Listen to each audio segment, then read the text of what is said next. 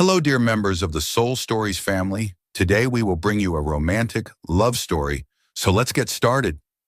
Don't forget to subscribe to our channel so you don't miss any meaningful stories. The grand ballroom of the Crescent Hotel shimmered under the glow of crystal chandeliers, the air thick with the scent of expensive perfume and the clink of champagne glasses. Ava Collins wove through the crowd with practiced grace, her hands steadying a silver tray of appetizers. Her heart pounded, not from the weight of the tray, but from the sense of being out of place in this world. At 26, Ava was a freelance art teacher, scraping by to cover her mother's mounting medical bills. Tonight she was here at the desperate request of her friend Lily, who had begged her to cover a shift serving at this elite gala. The money could buy her mother another month of treatment.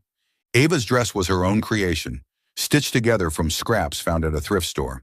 The soft cream fabric hugged her frame, its simple lines elegant but unable to hide its dated charm. She had spent hours sewing it, hoping it would blend in among the glittering gowns and tailored tuxedos. But as she moved through the sea of Manhattan's elite, she felt their gazes, some curious, most contemptuous. Ava kept her head down, her wavy brown hair loosely pinned, and focused on her task. "Excuse me, girl," a haughty voice cut through the hum of conversation. Ava turned to face Clara Vanderbilt, a socialite with platinum hair and a red gown that screamed wealth. Beside her stood Sophia Langston, her smirk as sharp as her emerald earrings. Both were tabloid regulars, their family names synonymous with power. Clara's eyes raked over Ava's dress, her lips curling. "Did you dig that outfit out of your grandmother's attic?" Nearby, the crowd tittered, heads turning. Ava's cheeks burned, but she forced a polite smile, her grip tightening on the tray. "I made it myself," she said softly, hoping to diffuse the moment. "Made it?" Sophia's laugh was loud, drawing more eyes. "Sweetie, this isn't a craft fair. You look like you're auditioning for a period drama." She stepped closer, accidentally bumping Ava's tray. A glass of red wine tipped, splashing onto Ava's dress. The crimson stain spread like a wound, and Ava froze, her breath catching as the room's attention zeroed in on her. Clara gasped theatrically. "Oh, how clumsy! I hope that's not your only dress." Her mocking tone cut like a blade, the laughter that followed slicing deeper. Ava's hands trembled, the tray wobbling. She wanted to vanish, to escape the prying eyes and whispered judgments. But something inside her sparked. She wasn't a nobody to be trampled. Straightening, Ava met Clara's gaze, her voice calm despite the tightness in her chest. "It's just wine, Ms. Vanderbilt. Unlike some things, like manners, it can be washed out." A ripple of surprise passed through the crowd. Clara's smile faltered, her eyes narrowing. Sophia opened her mouth to retort, but before she could, a new presence silenced the room. The air shifted, heavy with authority, as David Blackwell entered. At 32, he was a legend. A billionaire who dominated headlines with ruthless deals and enigmatic charisma. His tailored black suit hugged his broad shoulders, his dark hair swept back, and his gray eyes scanned the scene with icy precision. David's gaze settled on Ava, taking in her stained dress, her defiant stance, and the vultures circling her. He approached with purpose, the crowd parting like water. Clara and Sophia stepped back, their confidence wavering under his stare. Without a word, David pulled a monogrammed silk handkerchief from his pocket, worth more than Ava's entire wardrobe. He placed it in her hand, his touch firm yet gentle. "Use this," he said, his voice low and commanding. Then, turning to face the room, he slid an arm around Ava's waist, pulling her close. His next words rang out, clear and unshakable. "She's Inhua, my wife." The ballroom fell silent. Champagne glasses froze midair. Clara's jaw dropped, and Sophia's eyes widened in disbelief. Ava's heart stopped, her mind reeling. Wife? She barely knew this man, having only seen his face in magazines. His hand on her waist was steady, but his eyes glinted with something, amusement perhaps, or a challenge. The crowd waited, breathless, for an explanation, but David offered none. Instead, he guided Ava to the center of the room, the handkerchief still clutched in her hand. Whispers erupted, a frenzy of speculation. Blackwell's wife? Who is she? That dress? Ava's legs threatened to buckle, but David's presence anchored her. She glanced up at him, her voice a whisper. What are you doing? He leaned down, his breath warm against her ear. Saving you, he murmured. Play along and they won't touch you again. Ava's pulse raced. She didn't know why David Blackwell, a man who could have anyone, had claimed her as his wife.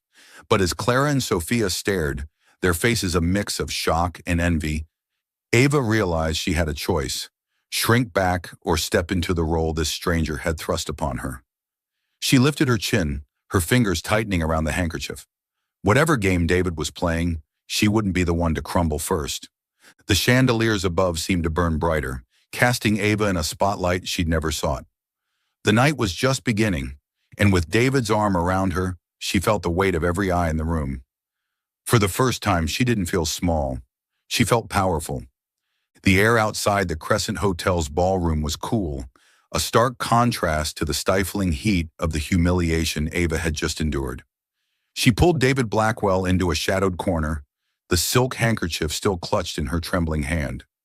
The din of the gala faded, leaving only the rapid thud of her heartbeat. Strands of Ava's brown hair had come loose, framing her flushed face as she glared at the towering man before her. His sharp gray eyes met hers unflinching. What was that? Ava hissed, her voice low but fierce. You can't just declare I'm your wife in front of everyone. I don't even know you. David leaned against the marble wall, his relaxed demeanor infuriating her further. A faint smile flickered across his lips, as if her anger amused him. You were drowning in there, he said, his voice smooth as velvet. If you didn't want to be hurt more, you needed a shield. I gave you one. A shield? Ava narrowed her eyes. You lied to the entire room. Do you realize what you've started? David's smile widened, but a calculating glint flashed in his eyes. Let me play your husband tonight, he said, and if you agree, maybe a bit longer. It's a small price to keep vultures like Clara Vanderbilt at bay. Ava's stomach twisted at Clara's name.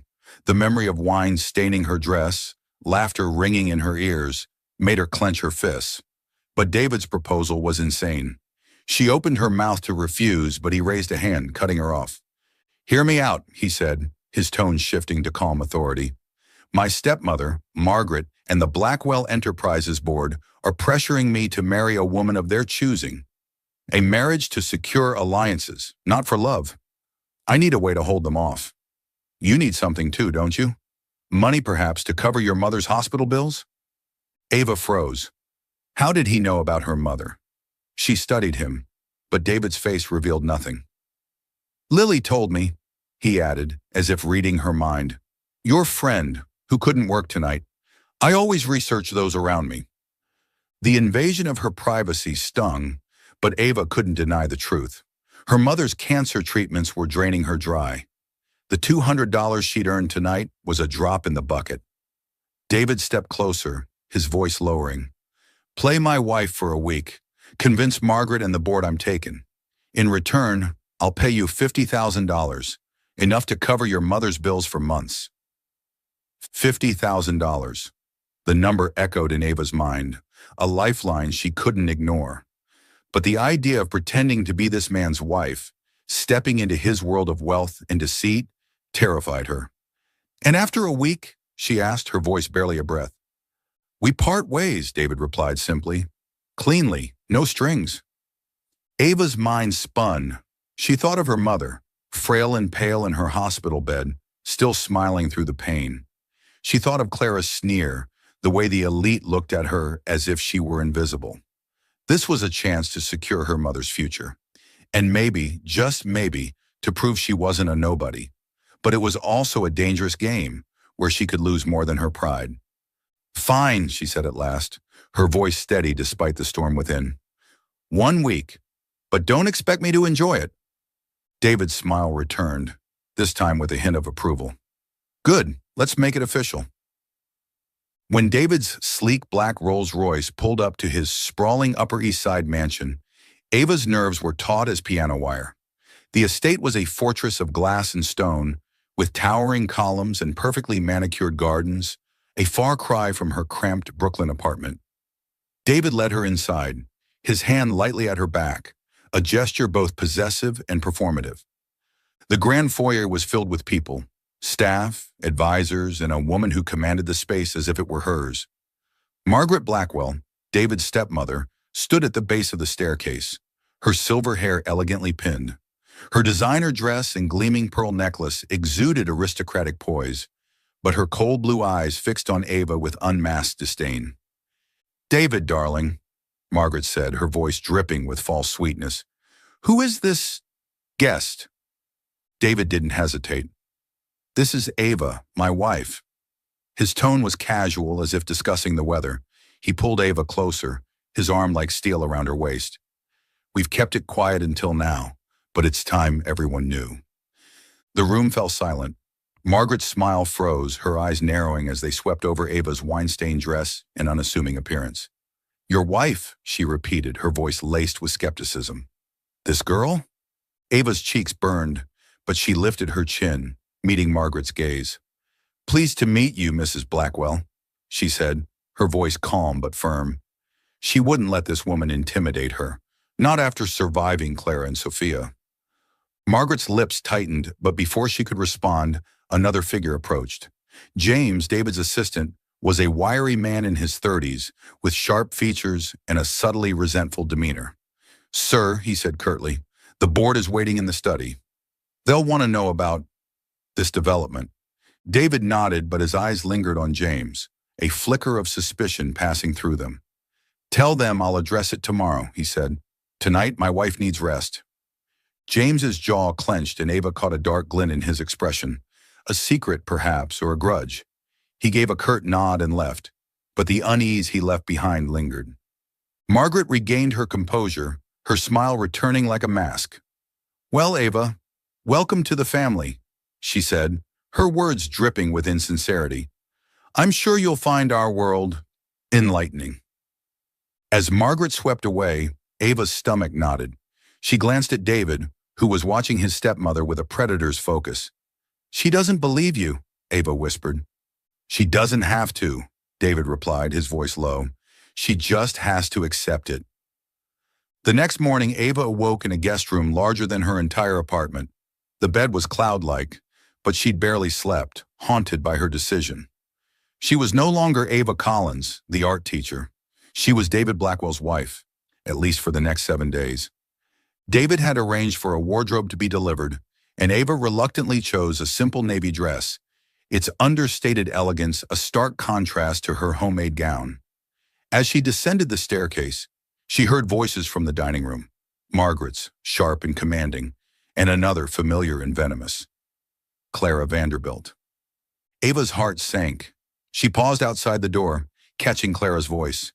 "She's a nobody, Margaret, a waitress playing dress-up. David's making a fool of himself. And you." Margaret's reply was calm but icy. "Don't worry, Clara. If this is David's game, it won't last. You're the perfect match for him, and I'll ensure he sees that." Ava's hands clenched. Clara, who'd humiliated her, was Margaret's choice for David. The realization hit like a slap. She wasn't just pretending to be David's wife. She was a pawn in a larger war, where Clara was already plotting her next move. As Ava entered the dining room, both women fell silent. Clara's eyes widened, then narrowed, her lips curling into a smirk. "Well, look who it is, the blushing bride," she said, her voice saccharine with malice. "Enjoying your fairy tale while it lasts?" Ava forced a smile, her voice steady. "It's only just begun, Clara. I wouldn't want you to miss the ending." Clara's smile faltered, but Margaret's gaze was frigid, assessing. David appeared at Ava's side, his presence a quiet storm. "Clara," he said curtly, "I didn't know you were invited." Margaret interjected, her voice smooth. "Clara came to discuss the gala's charity auction. She's very invested in our family's future." David's hand settled on Ava's shoulder, a silent claim. "Good. Then she'll be pleased to know Ava will attend the next board meeting. As my wife, she has a stake in our future." The room crackled with tension. Clara's face flushed, and Margaret's smile stiffened. Ava's pulse raced, but she held firm, meeting David's gaze. His eyes glinted with approval, but also a warning. This was only the beginning. As they left the dining room, Ava's mind reeled. Clara had spread rumors. She overheard whispers of gold digger and fraud among the staff, and James, with his cryptic glances, seemed to know more than he let on. Ava was in deeper than she'd imagined, and $50,000 suddenly felt like a small price for the danger she faced. David paused in the hallway, turning to her. "You handled that well," he said, his tone softer. "But Clara and Margaret won't stop. Are you ready for what's next?" Ava swallowed hard, her resolve hardening. "Do I have a choice?" His smile was faint but genuine. "Number, but you're not alone." For the first time, Ava wondered if David Blackwell was more than a cold billionaire playing a game. But as James watched them from the shadows, his expression unreadable, she knew one thing for certain. This week would test her in ways she couldn't yet imagine.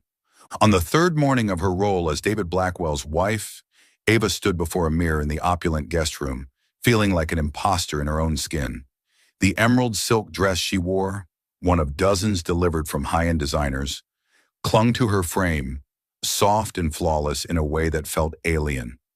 She smoothed her brown hair, trying to recognize herself, but the reflection seemed to belong to someone else. David's world, with its marble walls, million-dollar oil paintings, and scrutinizing gazes, was suffocating. She told herself, 5 more days, 5 days, and I'll return to my real life. Ava kept her distance from David, appearing only when necessary, shared meals, polite nods to staff. She feared that letting herself get too comfortable would blur the line between truth and pretense. But David seemed determined to keep her from fading into the background. He constantly drew her into his spotlight, as if she truly belonged here. It both unnerved her and made her heart skip a beat. That evening, Ava entered the mansion's formal dining room, where a table was set as if for a state banquet. The crystal chandelier's light glinted off gold-rimmed porcelain plates and gleaming silver cutlery. Margaret Blackwell sat at the head, opposite David, exuding the authority of a queen.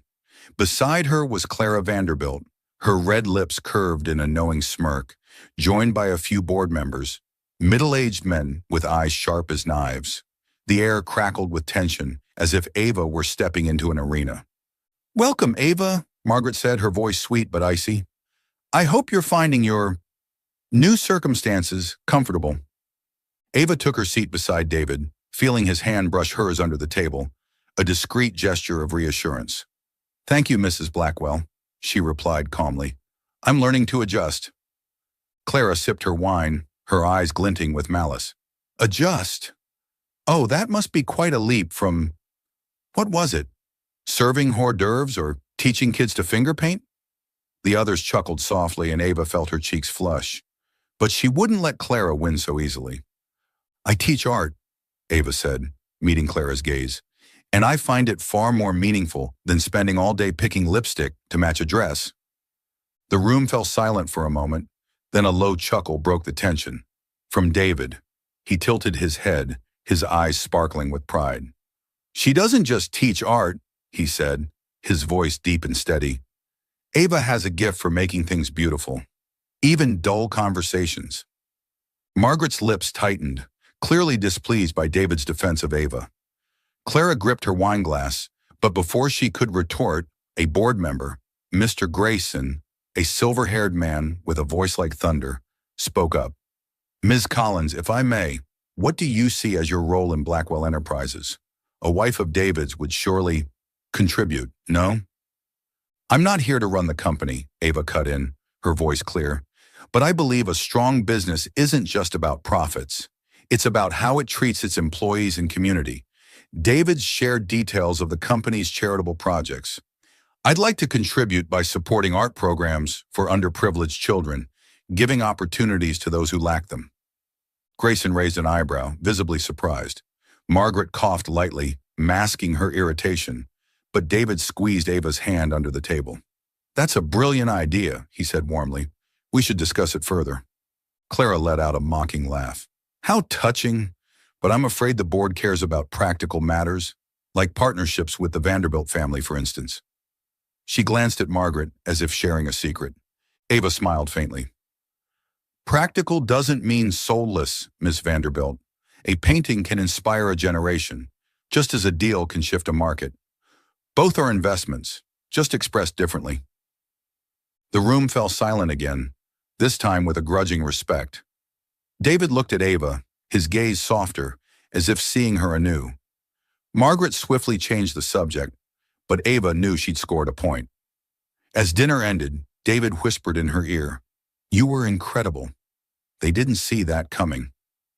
The next day, Ava found a quiet corner in the mansion's garden, where vibrant red roses glowed under the sunlight. She sat on a stone bench, calling her mother on her old phone. Her mother's voice was weak but filled with love. "Are you okay, Ava? I know you're worried, but you're stronger than you think." Ava smiled, her eyes stinging. "I'm fine, Mom. It's just, everything here is so different. I feel like I'm playing a part that isn't mine." She paused, then continued, her voice wistful. "But I still dream about the art studio, Mom. A free space for the kids in our neighborhood.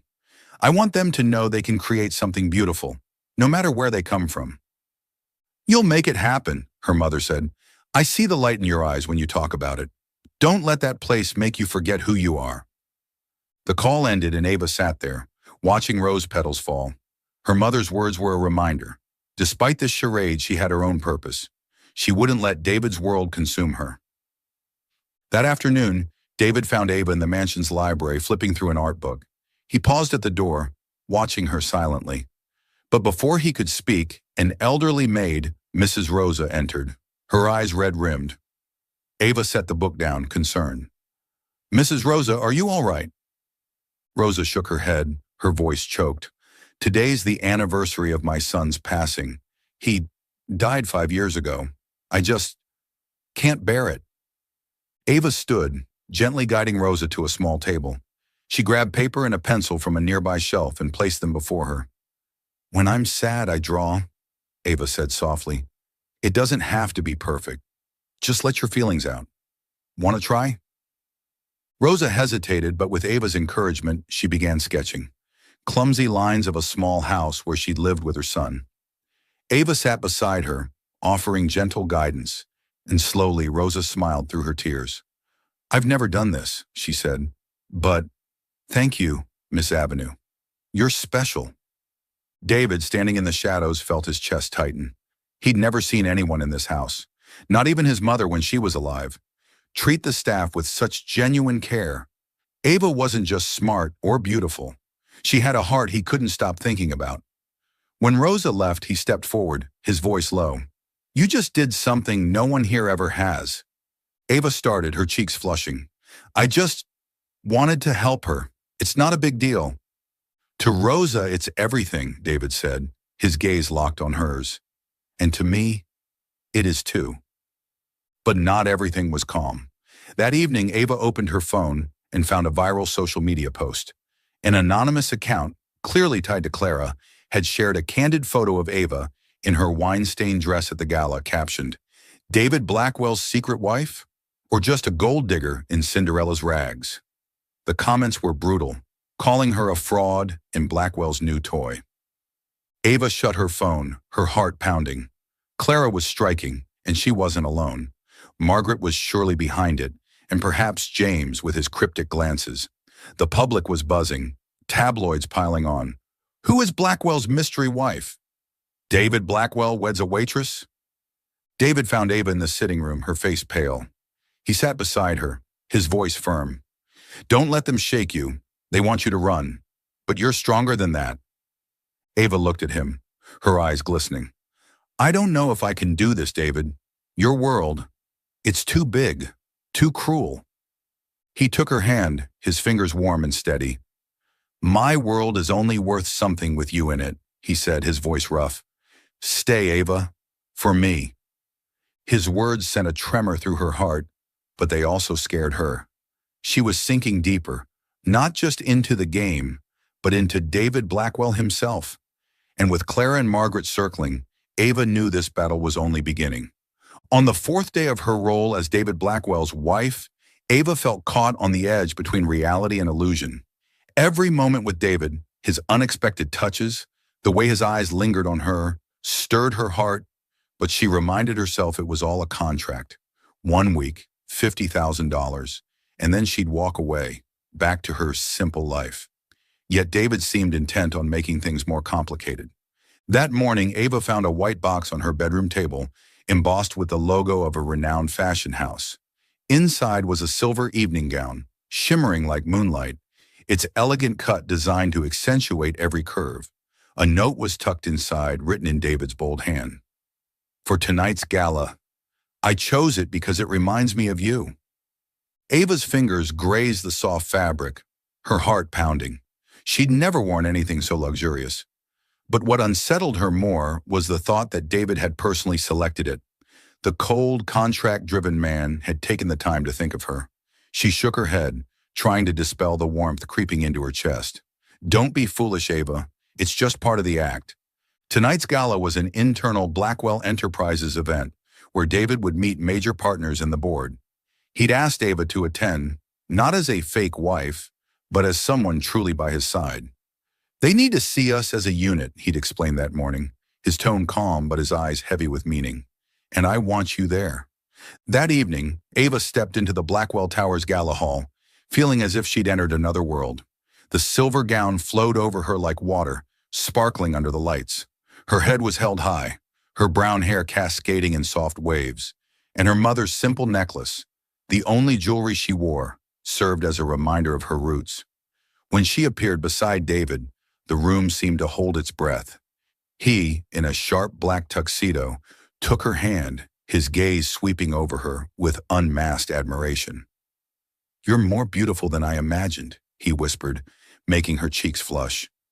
But the moment of grandeur didn't last. As Ava and David moved through the crowd, she spotted a familiar figure, Clara Vanderbilt, in a fiery red gown, standing among a group of shareholders. Clara's eyes narrowed at the sight of Ava, her smile sharp as a blade. Ava tightened her grip on David's hand, feeling like a lamb among wolves. The gala proceeded smoothly for the first few hours. Ava played her part, smiling, engaging in light conversation with partners, and trying not to falter under the board's probing stares. David stayed close, introducing her with a pride that left her unsettled. But she knew it was all a facade until Clara decided to strike. In the midst of a group of shareholders, Clara raised her wine glass, her voice ringing out with saccharine malice. It's wonderful to see David so happy with his new wife, she said, emphasizing wife like a taunt. But I hear it's just a short-term contract, isn't it, Ava? 1 week, $50,000, and then you'll be back to your serving job? The room fell deathly silent, heads turned, eyes zeroing in on Ava. She felt the blood drain from her face, her heart hammering. How did Clara know about the contract? Who had told her? Ava glanced at David, but he was staring at Clara, his eyes blazing with cold fury. Clara, David said, his voice low and dangerous, you're crossing a line. Oh, I'm just stating the truth, Clara replied, smiling like a cat with a caught mouse. She doesn't belong here, David. She's just a temporary toy, and everyone knows it. Ava's throat tightened. The gazes around her pierced like needles, stripping away her Mrs. Blackwell veneer. She wanted to fight back, to scream that she wasn't a gold digger, but the words lodged in her throat. Unable to bear it any longer, she let go of David's hand and fled the hall, Clara's soft laughter chasing her like a shadow. Rain began to fall as Ava burst outside, the cold droplets soaking into her silver gown. She stood under the building's awning, her breath shaky, tears mingling with the rain. She felt foolish for thinking she could ever fit into this world, even for a week. Clara was right. She didn't belong here. She was just a poor girl playing a role she could never truly inhabit. But then she heard footsteps, and David appeared, his tuxedo drenched, but his eyes burning. Ava, he called, his voice rough. He strode toward her, grasping her shoulders, heedless of the rain. Why did you run? Because she's right, Ava cried, her voice breaking. I don't belong here, David. I'm not your wife, and everyone knows it. I'm just part of a contract. David's grip tightened, his eyes locking onto hers. I don't care who you are, he said, his voice firm, almost desperate. I don't care about the contract or Clara or anyone in that room, but I don't want to lose you, Ava. Not tonight, not ever. His words cut through her like a knife. Ava stared at him, rain streaming down his face, softening the sharp edges she'd always seen. She wanted to believe him, to believe something real could exist between them. But the memory of Clara, of the scornful stares, made her step back. You don't understand, she whispered. I can't do this. She turned to leave, but David caught her hand, pulling her back. I understand more than you think, he said, his voice lowering. 4 years ago, I loved a woman. I thought she loved me, but she only wanted my money. When I found out, she didn't just take my wealth, she took my trust. Since then, I locked my heart away, only believing in contracts. But then you came along, Ava, real, stubborn, and unafraid to challenge me. You make me want to believe again. Ava stood frozen, the rain chilling her skin, but her heart burning. David, the seemingly untouchable man, was laying bare his wounds. She wanted to say something, but he leaned down, pressing his forehead to hers, his breath mingling with hers in the rain. Stay, he whispered. Even if it's just for the contract, stay. She didn't answer, but she didn't push him away. They stood there in the rain, two wounded souls finding each other in a fragile moment. Ava didn't know if she could trust David, but she knew one thing. She didn't want to leave him, not now. Meanwhile, at the gala, the shareholders buzzed over David's sudden absence. A multi-million-dollar deal awaited his signature, but he'd abandoned it all to chase Ava. Clara stood in a corner, wineglass in hand, her triumphant smile fading as she realized David wasn't returning. She turned to Margaret, whispering, He actually cares about her. We need to do something before this goes too far. Margaret nodded, her eyes like ice. Don't worry, Clara, I have a plan. That girl won't be here for long. The rain continued to fall, and in the darkness, Ava and David stood together, unaware that a greater storm was looming. On the 5th day of her role as David Blackwell's wife, Ava felt her heart teetering on a dangerous precipice. After the rainy night when David bared his past wounds and begged her to stay, the line between pretense and reality began to blur. She tried to keep her distance, reminding herself this was just a contract. 1 week, $50,000. And then she'd leave this lavish world behind. But every glance, every touch from David shook her resolve, as if he were drawing her into a story she couldn't escape. That morning, Ava received a call from the hospital. The nurse's voice on the other end was gentle but surprising. Ms. Collins, I'm confirming that a substantial payment has been made to your mother's medical account. There's no sender listed, but it covers 3 months of treatment. Ava froze, her hand tightening around the phone. She knew only one person could have done this, David, yet he hadn't mentioned it, hadn't boasted or used it to bind her. His silent act of kindness warmed her chest, a feeling she didn't dare name. She found David in the mansion's library, poring over a stack of documents. Morning sunlight streamed through the window, highlighting the sharp lines of his face. Ava paused at the door, taking a deep breath before speaking. You paid my mother's hospital bills, didn't you? David looked up, his expression calm but with a playful glint in his eyes.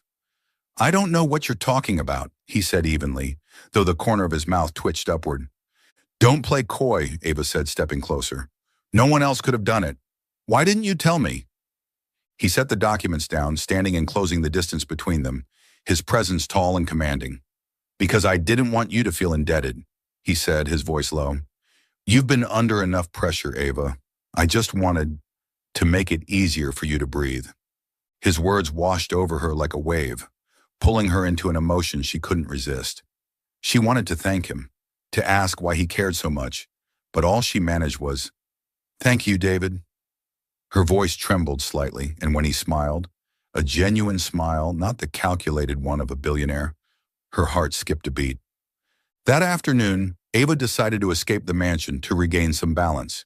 She visited a small Brooklyn cafe where she'd once worked as a server before teaching art. The place was unchanged, filled with the aroma of roasted coffee and soft jazz. As she stepped inside, a familiar face lit up. Ava! Tommy, a former co-worker, rushed over to hug her. The blonde, blue-eyed barista, always warm and openly fond of her, grinned. You back to work? Or just visiting? Just visiting, Ava said, smiling, comforted by the familiarity. She sat at the counter, chatting with Tommy about old times, quirky customers, long night shifts. Her smile grew genuine, and for that moment, she felt like the real Ava Collins, not Mrs. Blackwell. But the moment shattered when a figure appeared at the door. David strode in, his black suit immaculate, his eyes scanning the room like a hawk. When he saw Ava laughing with Tommy, something sharp and primal flashed in his gaze. He approached, each step carrying an invisible weight. David, Ava said, surprised, standing. What are you doing here? I was passing by, he said, his tone calm but his eyes fixed on Tommy, who took a step back, clearly intimidated by David's presence. I thought you might want to have dinner with me.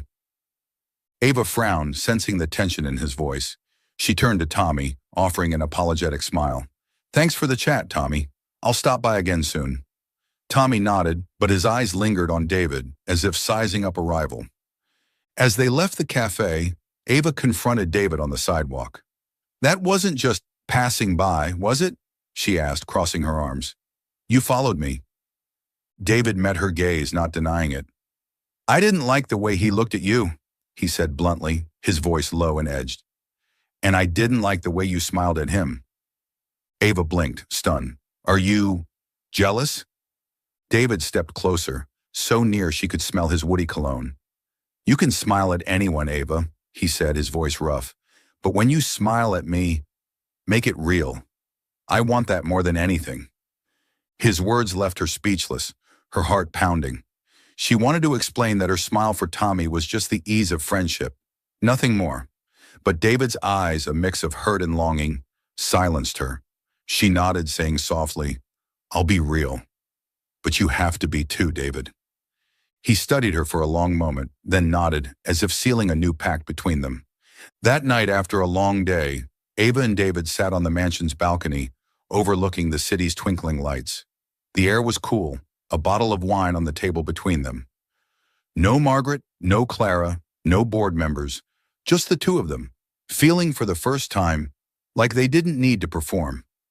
Ava sipped her wine, a rare sense of calm settling over her. What was it like growing up? She asked, curious. I mean, before you became David Blackwell? David gave a soft, bittersweet laugh. Lonely, he said. My father was a workaholic. My mother died when I was young. I grew up in big houses, but they were always empty. I learned to protect myself, to keep everyone at a distance, until I met someone, and she shattered my trust. Ava listened, her heart aching as he spoke of the woman who'd exploited him. She realized that beneath his cold exterior, David was a man scarred, much like her. She set her glass down, her voice gentle. I used to think I'd never trust anyone either, she said. My dad left when I was little, and my mom gave up everything to raise me. I always thought I had to be strong, to do everything on my own. But sometimes, I just want someone to be there, so I don't feel so alone. David looked at her, his gaze unusually soft. You're not alone anymore, Ava, he said. Not while you're here, with me. She smiled, and for the first time, she let herself dream. I have this dream, she said, her voice wistful, to open a free art studio for kids in need, a place where they can paint, create, and feel like they matter. I want them to know their circumstances don't define them. David leaned closer, his eyes alight. You'll do it, he said, and I want to help, not because of the contract, but because I believe in you. In that moment, under the city lights, they weren't a billionaire and a teacher. They were just David and Ava, two people sharing wounds and dreams. When he took her hand, their fingers interlacing tightly, Ava felt a connection deeper than any contract. She knew she was falling for him, and that filled her with both joy and fear. But in the shadows, Clara and Margaret were plotting. A text from Clara to an anonymous account read, Find the contract. Once it's exposed, she'll crumble. Ava and David's game was growing more perilous, and they didn't know their time was running out. On the 6th day of her role as David Blackwell's wife, Ava woke with a gnawing sense of unease. The previous night, on the mansion's balcony, She and David had shared moments so genuine that she couldn't deny the feelings growing in her heart. But every time she thought of loving him, fear surged. Fear that it was all a dream, and when the contract ended, she'd be left with a broken heart. She told herself, "One more day, I'll get through this." That morning, Ava was in the dining room, reading an article about community art programs on her phone, when James, David's trusted assistant, entered. He placed a stack of documents on the table, his eyes cold and unreadable. "Ms. Ava," he said evenly, "you might want to check social media. It seems you're the center of attention." Ava frowned, opening the app on her phone. Her heart stopped as she saw the headline on a tabloid site. "Blackwell's fake wife. $50,000 marriage contract exposed." The article included a scanned copy of the one-week marriage contract between her and David, detailing every clause, from the $50,000 payment to the no emotional attachment commitment. The comments below were vicious. "Gold digger unmasked. Blackwell's such a fool. She's just a puppet." Ava felt the blood drain from her face. She looked at James, her voice trembling. "Who did this?" James shrugged, but a faint smirk tugged at his lips, as if hiding a secret. "I'm just the messenger," he said, then left, leaving Ava with the sensation that her world had just collapsed. Within hours, the scandal exploded. Major outlets jumped in, quoting Clara Vanderbilt, who declared with a triumphant smile, "I suspected from the start. Ava Collins is unworthy of David, and now everyone sees she's nothing but a fraud." Margaret Blackwell, in a televised interview, sighed dramatically. "I'm heartbroken that David was manipulated by this girl. We'll handle this within the family." Ava sat in the mansion's sitting room, her phone buzzing incessantly with messages from friends and former colleagues. Some were concerned, but most were curious or mocking. She felt stripped bare before the world, every eye judging her. She wanted to run to David, to ask how this happened, but he was at the office managing the crisis with the board. She was alone, and for the first time since entering his world, she felt truly isolated. At Blackwell Enterprises headquarters, David sat in a boardroom, facing an irate board of directors. Shareholders hurled sharp questions. "You've made the company a laughingstock. Is this contract real?" David maintained an icy facade, but inside he was seething. He didn't care about the press or the board. His only thought was Ava, where she was, how she was feeling. "We'll handle this," David said, his voice steely. "But I warn you, anyone who deliberately hurts Ava will pay a heavy price." When the meeting ended, David summoned James to his office. "Who took the contract?" he asked, his eyes like daggers. "Only you and I knew where it was kept." James kept his expression neutral, but his hands twitched.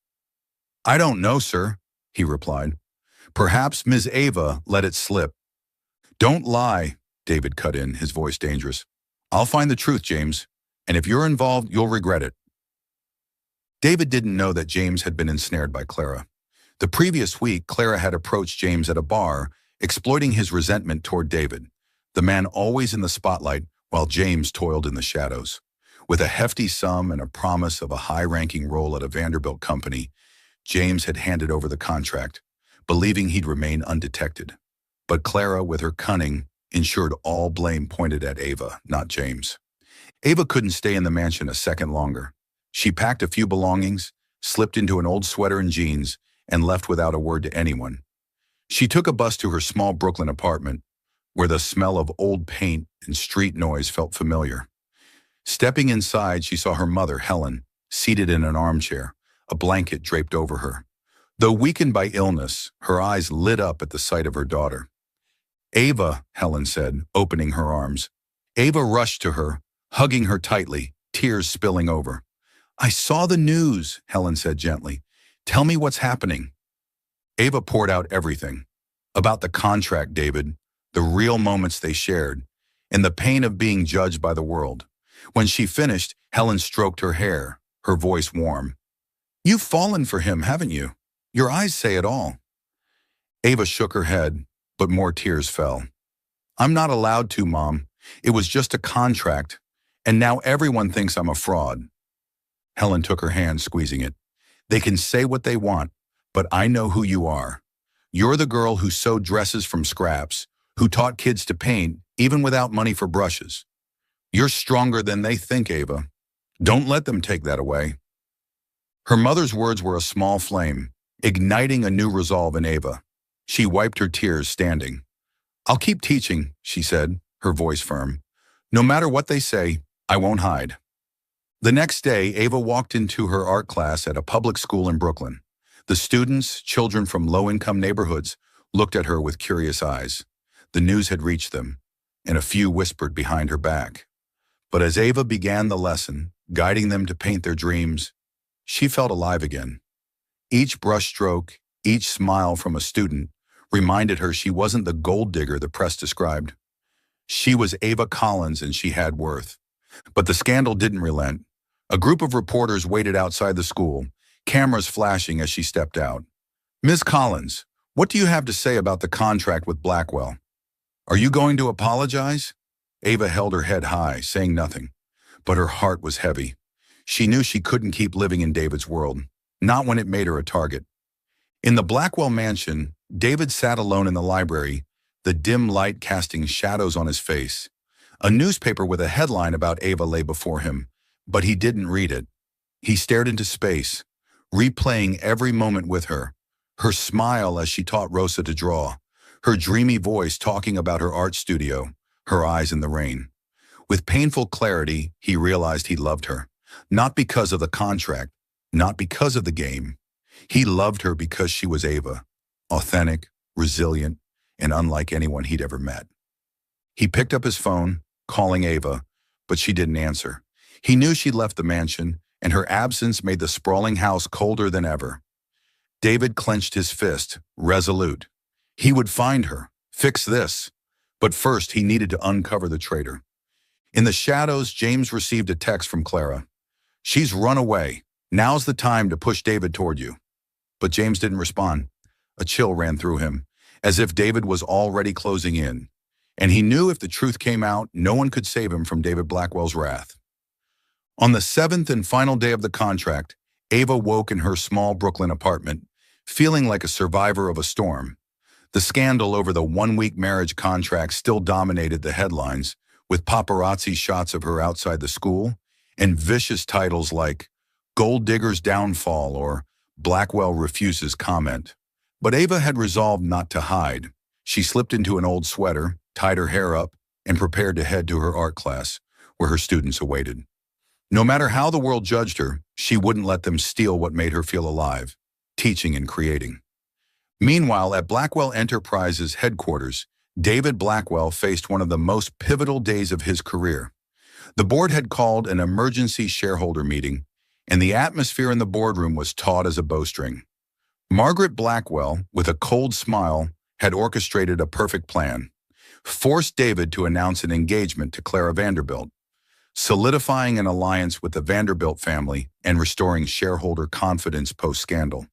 If he refused, the board threatened to vote him out as chairman, stripping him of the company his father had built. Margaret sat at the head of the table, her voice sweet but cutting. David, you've turned this company into a laughingstock with that girl. The board demands you make amends. Clara is the ideal choice. She has pedigree, influence, and most importantly, she's not a fraud. Clara, seated beside Margaret, smiled smugly, her emerald dress accentuating her sharp beauty. I only want to help you, David, she said, feigning concern. She's not worthy of you, and the whole world sees it. David, in a pristine black suit, maintained an impenetrable facade. But inside, he was raging.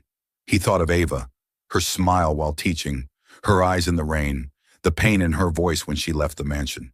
He'd called her dozens of times, but she hadn't answered.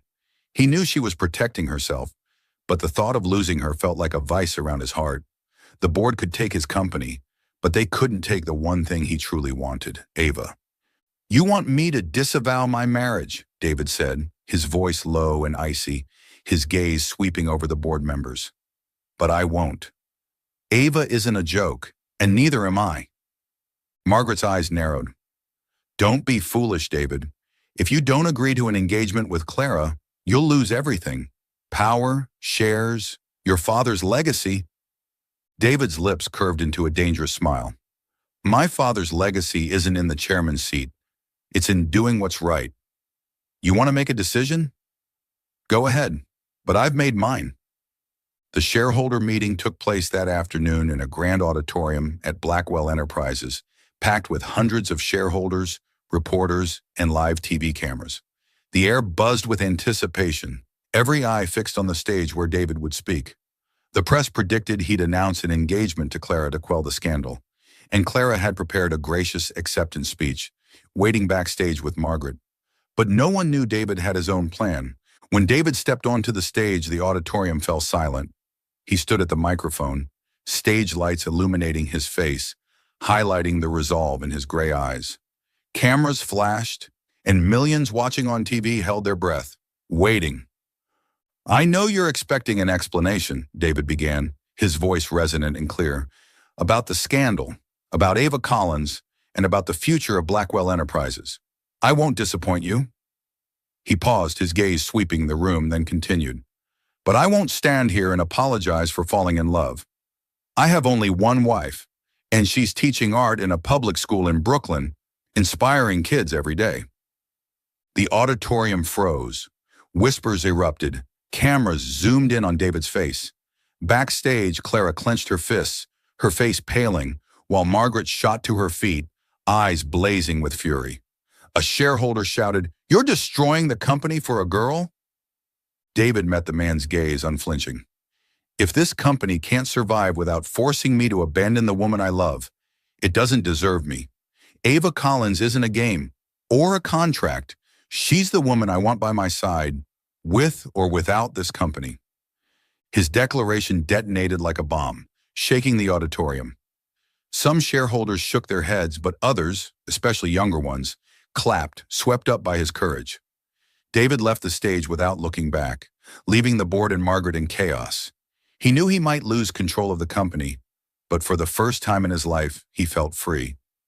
Meanwhile, at the public school in Brooklyn, Ava was teaching her afternoon art class. Her students, aged 8 to 12, sat around tables, painting their dreams. Ava smiled, guiding a boy and mixing colors, but her mind wandered.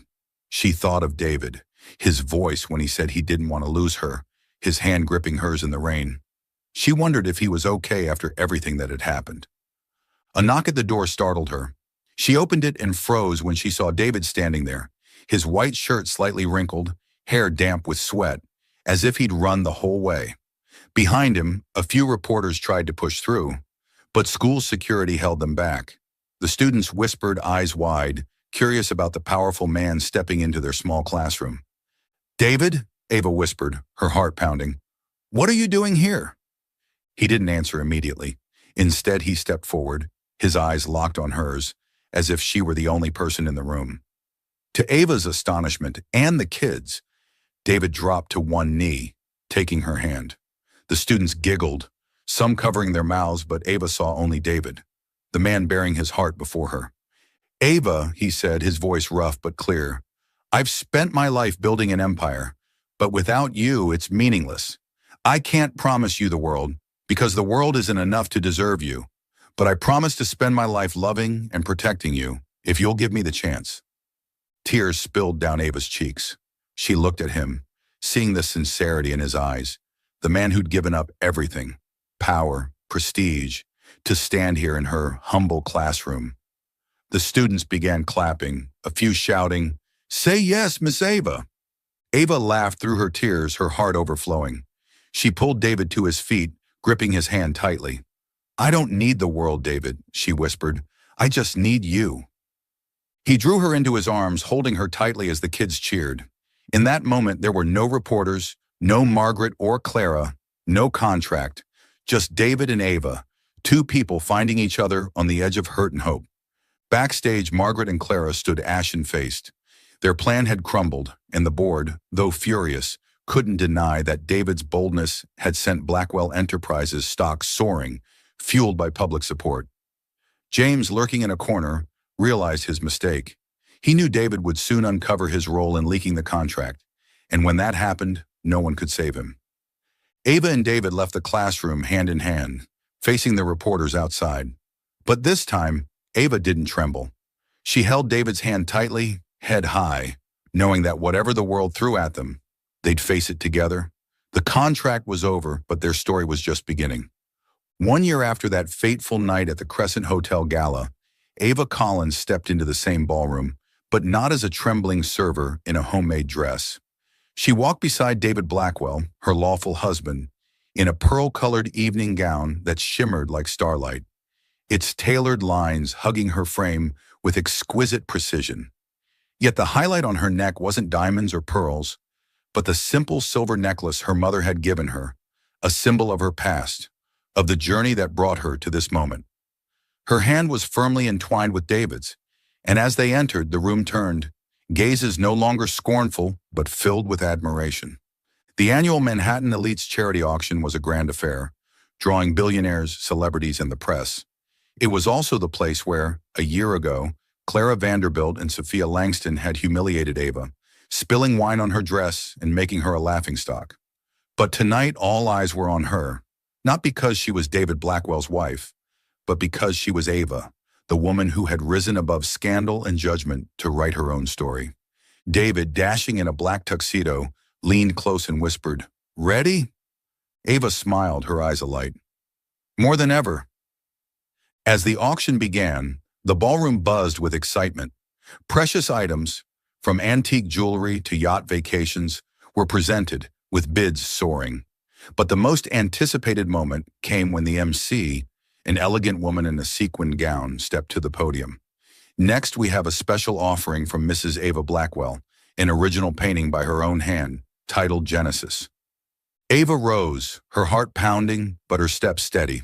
She had spent months creating this painting, an abstract work of blues and golds evoking a flower blooming from barren earth. It symbolized her journey, from poverty and humiliation to confidence and love. As the painting was unveiled on stage, the room erupted in gasps of awe. The MC smiled. "We'll start at $10,000. Who'll open the bidding?"